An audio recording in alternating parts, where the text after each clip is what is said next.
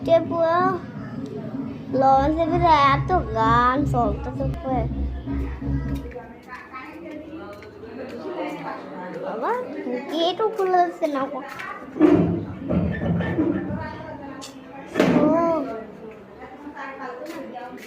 আম্মুকে ফোন বাবা একটা জায়গা ভিতরে এখন কল পাবো তুমি। আম্মু এই তুই তাড়াতাড়ি এসো তো, আমার দরজা খুলেছি। তোমার কাছে চাবি থাকবে কেন? আমি মানে এমনিতেই এখানে ভালোভাবে থাকবো। তুমি কি